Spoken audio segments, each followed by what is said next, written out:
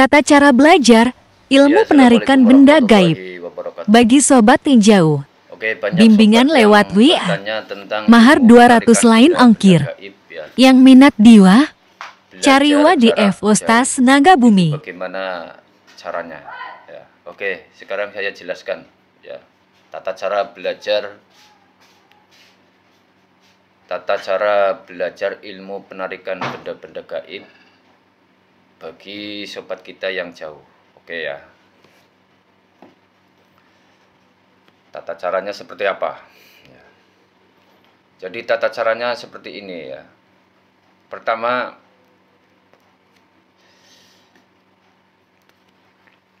kan kitab dipaketkan. Kitab dipaketkan. Kalau sudah dipaketkan dan paket itu sudah datang, ya, maka pelajari. Ya.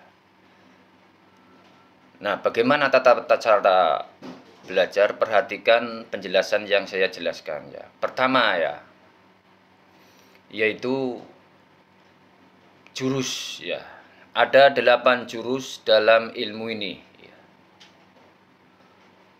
8 jurus itu harus dipelajari dulu sampai di luar kepala. Ya. Pertama yaitu jurus. Oke. Sekarang yang kedua. Setelah jurus sudah dipelajari, 8 jurus itu ya sudah di luar kepala, sudah bisa semua jurus-jurusnya. Ya. Kemudian menginjak yang kedua, yaitu tenaga dalam. Ya, tenaga dalam ini tata cara belajarnya di sini ada tirakatnya, puasa ya, puasa 1 hari, puasa biasa ya, puasa tenaga dalam, yaitu 1 hari ya. Kemudian kalau sudah tenaga dalam sudah dikuasai, yaitu menginjak ilmu yang ketiga, yaitu penerawangan ya. Apa manfaatnya penerawangan? Yaitu untuk melihat benda-benda gaib ya, yang mau ditarik ya. Nah, kalau sudah bisa menguasai ilmu ini, nah sudah, kita sudah menguasai ilmu ini ya. Maka apa? Maka tinggal belajar menarik. Terakhir itu ya, belajar menarik. Bagaimana tata cara belajar menarik ya? Gunakan yang pertama itu gunakan ilmu penerawangan.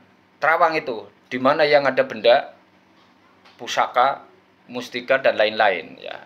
Kalau sudah ada, baru tenaga dalam ini kita keluarkan untuk menarik benda itu. Mudah kan? Nah, titik itu sudah titik ya, nggak ada koma ya. Nah, itu tata cara menarik benda-benda gaib ya. Oke, sekarang hal yang lain ya, hal yang lain tentang ilmu ini ya. Ilmu ini termasuk ilmu ajian ya, yang saya namakan yaitu ajian Cakrabuana. Sekelas dengan ilmu-ilmu ajian-ajian yang lain yang dimiliki oleh para pendekar-pendekar dulu ya. Itu satu, berarti ilmu ini termasuk ilmu ajian. Yang kedua, ilmu ini dikategorikan ilmu kanuragan. Ingat, beda ya. Antara ilmu itu ada 2 kategori. Yang pertama ilmu kebatinan, yang kedua ilmu kanuragan. Nah, jenis-jenis ilmu ini kebatinan itu biasanya itu dari para ulama, para kiai, para ahli-ahli hikmah itu ya, yang sangat susah dipelajari itu. Nah, yang kedua itu termasuk kategori ilmu kanuragan.